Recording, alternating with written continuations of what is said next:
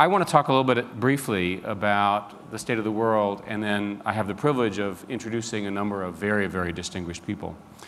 I want to start by asking a question. How many of you have used Google in the last 24 hours? I just wanted to see that. It made me feel better. Okay, sorry. Next question. Next question. How many of you who have children, anyway, are pretty confident that the world's going to be a much better place for them than for you 5 years, 10 years from now? Not that many. And with respect to those of you who raised your hands, I disagree. I think that there are many reasons. If you look at the studies, somehow the country is in a funk, right? Working ourselves into this state. But in fact, the data supports a much more optimistic view, and that's what I want to take you through. We're connected to each other in ways that are very hard to understand and anticipate. But we're using these connections to strengthen the world in ways that we can get excited about. That we can strengthen the invisible ties that hold us and bind us together. The unique things that make humanity move forward are now present right before us. And what's interesting is that there's this whole category of people who complain that this new generation of people who grew up living in front of screens, always connected to something, are somehow giving up something of life. I think they're completely wrong. Right? The story of humans is connectivity, verbal and now with computers. And it is the construction of all of that this connection is a blessing, right? That it is that platform that will create the great set of new wealth in the world and all the opportunities for us. Now, one observation is that networks are really changing our world. Think about it. There's increasing returns to education. There's increasing returns to global brands. You'll see that in our conference today. There's some not so good examples. There's increasing concentration and power in elites. Right? We just went through the worst economic crisis in 60 years, partly because of this concentration. And there's all these serious and long-term problems that people keep talking about. I made a list. Lack of global demand, permanent group of young people jobless or marginally employed, a growth in percentage of service sector jobs displacing or not able to produce manufacturing and other kinds of jobs, lack of efficiency in government, issues around unions and union management, the problem of democracy. Individuals vote for their self-interest and not the common good, the loss of the traditional role of the media, and the fact that occasionally political systems can actually fail. They can really fail with terrible consequences. So these are the backdrop of the things that we're talking about. But then look at the solutions that we have before us. How many times have you spent, I've spent 25 years, people talking about fixing education. It's the same conversation every meeting. I stopped going, by the way. And now, just now, we see the explosion of new ways of doing education. K through 12, I'm on the board of Khan Academy, for example, but there are many others. And a whole bunch of ways in which universities will change to serve the world. And furthermore, it will bring competition into an industry which has never had it. And competition is always exciting, but ultimately will produce better choices, better innovation. Think of all of these as version 1. Think of what they'll look like as version 5, as we learn how they work. Universal language translation. How many disagreements in society, wars, conflicts, prejudices, and so forth, have ultimately been because people could not communicate? With Google technology and others, you can now literally, obviously translate 100 by 100 languages, but you can even speak into your phone, right? And this, of course, is the basis of everything going forward. I should mention it's an Android phone. 4-to-1 over the iPhone, but nobody ever says that. Speak into your phone and have it automatically translated. The servers in the back do the translation. It comes back in the other language. It's extraordinary. This is really magic. Imagine global financial asset tracking. One of the biggest problems in the developing world is corruption, right? Well, we can actually track all of that stuff now and figure out where the money's going. And with the proper legal systems, we can actually put the bad people in jail and or deal with the political system that's so corrupt. We can establish a principle that people should have choices, and we can measure that they have choices, which is ultimately how efficiency occurs in systems. We can sort of recognize that innovation is inherently disruptive and that most of the new ideas comes from small businesses in the US. At least 2/3 of the economic job growth comes from small businesses that are growing fast. And we can know things that we didn't know before. You know, you have some global food program, and you can actually now ask if the food got there because they can send you an SMS back. Shocking. We can actually figure out what the supply chain for something important really looks like. So when I look at this, rather than looking at it on the negative, and there's certainly issues, I try to list all the problems that technology can help solve. Well, you've got the education problem. You've got the corruption problem and the illicit network problem. We're working on that at Google. You've got the terrible tyrant problem. You've got the small business growth problem. You have the language problem. You have the energy problem, which I've not talked about, which is causing a revolution in the United States and a real possibility of self-sufficiency in our energy future here in this country. And the bad government problem. It's pretty good. We should work on this. And indeed, you are. Now, political systems and governance matters. I don't think the technology is just the only answer, but the technology changes the conversation in so fundamental a set of ways, which is why sort of we turn to you as sort of the current and future leaders of this.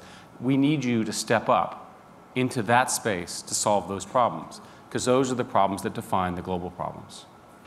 So what does the technology future look like? And keeping in mind that predictions are a way of looking foolish, right? So you always have this problem. I don't think we have to dream what the future looks like. If you actually look in the labs at Google and in other companies and other research labs, you can see a glimmer of what the next 5 to 10 years are going to look like. Imagine a fully integrated living space around you. You wake up in a bed that decides when to wake you up based on REM sleep. By the way, these devices all exist today. And you get into your driverless car, or self-driving car. It's much safer, by the way, to let the car drive you. Really, really, truly it is. And it's going to happen in our lifetimes. And of course, you'll use voice recognition because you still can't text because they'll never change the law. And you'll have instant transcription and all of that, and all of the things that you spend all day, the routine stuff that gets in your way. Should I go here and there? And I wish I had a secretary, and who was I supposed to call this person, and so forth, will all be handled seamlessly through various forms of artificial intelligence. But the real breakthrough for people like us, the sort of the well-to-do in the information sense of well-to-do, will be that there's a whole new generation of robots coming along. And these robots will represent us. They'll do gesture recognition. You'll send your robot, because I don't like to stay out at night. I'll send my robot to go to the party, and they can represent me. It's much safer too, right? And he'll have a good time, and he'll report in the morning. And you think I'm kidding. There are companies building these social robots right now. And they are uncannily powerful. Your life is centralized, your small tasks streamlined, leaving you more time to tackle the big tasks, all that kind of stuff. To me, this is exciting, it's what we do, and so forth. I'm very proud of it, but that's not the real story. The real story is what happens to the other people. All those people that we never talked to because they weren't connected. We now have 6 billion mobile phones in the world, more than 1 billion of which are smartphones. If you do the math on Android, 500 million Androids today with shipping 1.3 million activations per day, do the math, you'll see that there'll be quite a bit more than 1 billion of these kinds of phones in people's hands. That penetration into the world has a huge impact on their lives. And we talk about this as though this is life-changing for us. Imagine going from no information to all the world's information with one device. No textbooks to all the textbooks. No entertainment, all the entertainment. No language, all the language. Right? It's more than life-changing. It's a day that you'll remember for the rest of your life if you're in one of these places. So in a situation where more than half the people don't live under democratic governments, the non-democratic governments better fear that this new empowerment technology is going to change their political systems in some ways that are really exciting. And I think people are familiar. Village fishermen and women, keep the fish online and wait till the price in the dynamic market gets better. These people are clever. We always sort of think, we anthropomorphize them as not being the same as us. They are. They just don't have the same tools or the same education. They'll use these things and they'll change their world, making people, sort of isolated people, get connected. Digital data changes societies. You can measure stuff in a way you couldn't before. You can actually figure out where the money is going, how people are getting educated and what they're doing.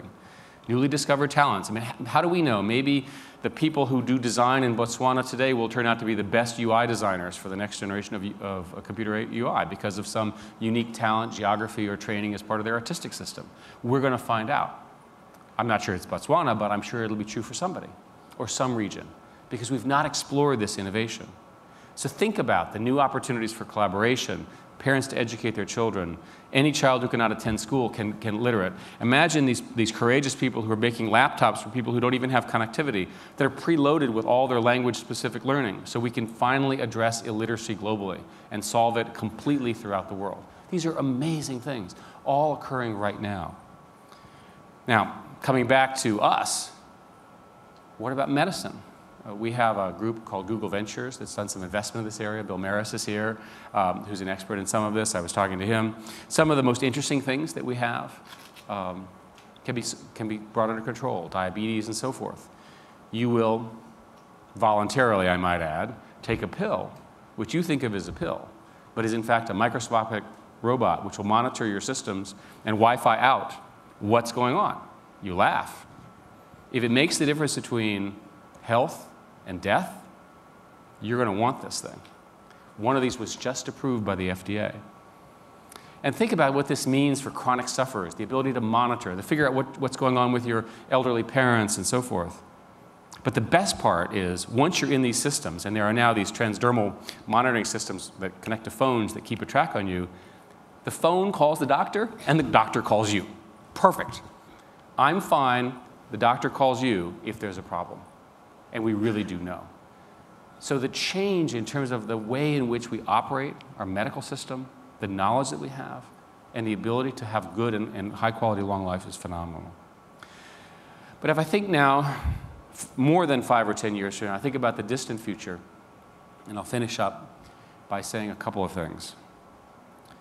My real predictions are that for the things that bind us together as humans, DNA, science, the human spirit, I think we're going to know so much more about this as global knowledge grows exponentially. There's this sort of meme that everybody thinks that, oh, you know, things are slowing down, it's becoming more complex. This is not true. Discoveries in one scientific, medical, and so forth, discoveries in other countries are now immediately part of our zeitgeist, if you will, named after our conference. This simultaneous science means that core learning grows ever faster. This is an unalloyed good. It really is. The global science has sort of no restrictions. We're all locked into the same physics, if you will. Furthermore, the globalization that I'm describing means thousands of local experiments, and smart people, including some here in the room, will then use that as a petri dish for new social experiments, new ways of governance, new ways of solving complex problems. You know, human systems are messy, right? They're not analog, they're not perfect, right? People do unusual things. But if you get enough of them in enough countries, you can pretty much figure out what's a good way to address a good or a bad thing that you care about. And the most interesting thing is that this will create a set of I'm going to call it a sum of rising expectations. As sort of the elite countries that get this thing right will get better and better and stronger.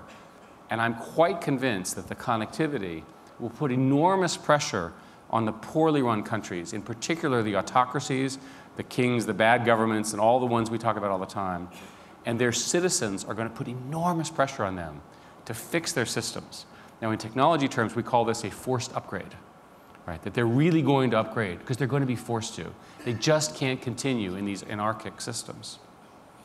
But to finish and put a perspective on this, I would say that eventually technology just disappears.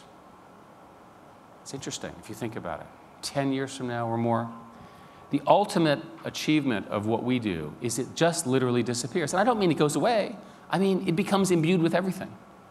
This is what's happened with the previous generations of this kind of technology. And you know, the old quote of any sufficiently advanced technology is indistinguishable from magic. Well, I would propose any significantly widespread technology ceases to be magic. Think about it. To me, Google Earth, it's still magic. Google spelling correction, still magic, right? But we take it for granted. Oh yeah, we always knew how to do that. By the way, we didn't. Some very clever people invented this stuff in the last decade. So in the future, people will spend less time trying to get technology to work. No more ports and prompts and plugins, because it'll just be seamless. It'll just be there. The web will be everything, and it will also be nothing. It will be like electricity, which we take for granted now, which 100 years ago people had conferences like this on to celebrate and to fight over AC versus DC. If we get this right, I believe that we can fix all the world's problems right, and because all of the reasons we have knowledge at our fingertips in all the ways that we've talked about. Just because we know everything does not mean our problems go away. The future doesn't just happen. I wish I could tell you that there's some algorithm or formula. Just solve it this way. It doesn't work that way. Computers can do amazing things. Those things in your pocket, you know, these devices, the defining platforms of this next age, they contain power inside of them that's unimaginably interesting. But they have speed, they have memory, they have so forth, but they do not have one thing that we have. They don't have a heart. And ultimately, the connections that we forge, the digital ties that bind our humanity together, that's not possible without technology, but it's also not possible without us, without our hearts. We have a heart, and that is the pulse of our future. It's the users who will change this world. That's you, that's us, and that's what we're doing together. As long as we have you guys as partners, as long as we can do this together, we're going to make this world a much better place, and I'm very excited to be doing it with you. Thank you so much.